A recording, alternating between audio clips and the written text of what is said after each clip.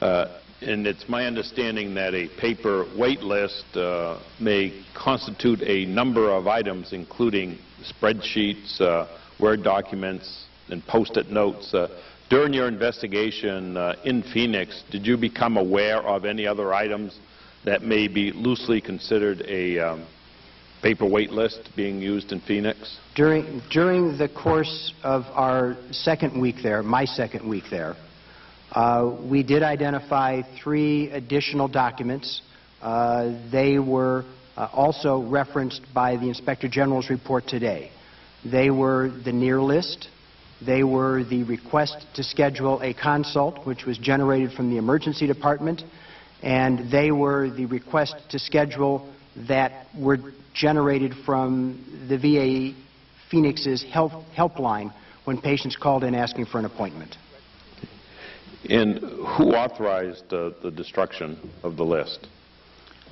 I'm not sure, sir, who authorized the destruction. I think it was felt that once the purpose of the list or the document had been completed, the patient's entry had been added onto the electronic wait list, or the patient had been scheduled, that it was appropriate to destroy the document because it contained patient-identifiable information and could potentially had adverse consequences if it was not destroyed.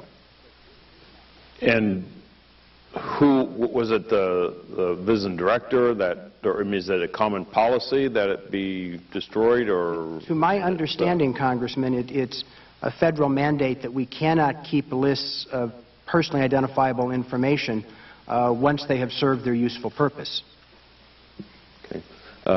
If you identified other items used as a paper wait list, what were they and when were they used?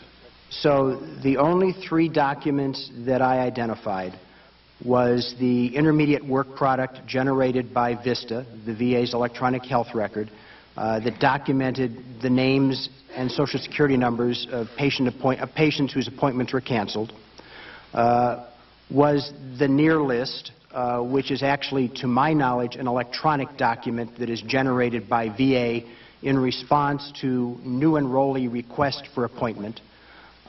There were the documents used to store requests for consults from the emergency department, and the documents used to transfer information about patients requesting appointments when they called to the VA hotline.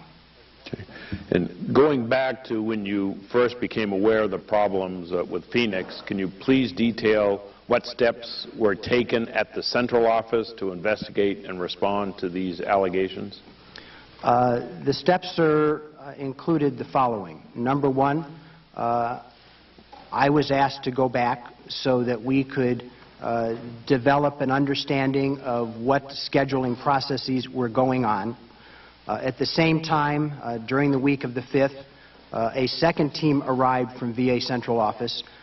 Their focus was to take the information that we had gathered, develop recommendations, and provide those to the facilities and to the scheduling office to improve their efficiency.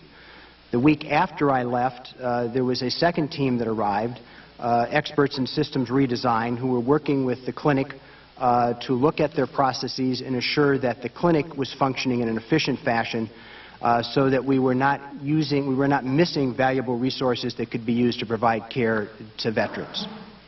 And who was part of the second team? Congressman, I do not recall at this time. The name has slipped from my mind. Yep. Who was initially in charge of the VA's response? The VA's response was led by me while I was in Phoenix, and by Mr. Philip Makovsky, who was putting together the supporting documentation in Washington that the teams were using to improve the processes in place. Okay. And if working groups were formed to address the allegations in Phoenix, under whose authority were they formed and on what date? I cannot tell you under whose authority they were formed.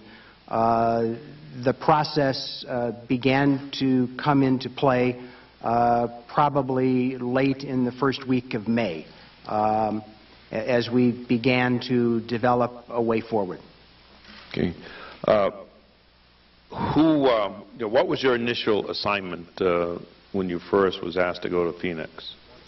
My initial assignment was to go down, try to understand what was going on, try to understand the climate that was present within the organization, and also try to identify what information they did have about deaths that may have occurred in their facility.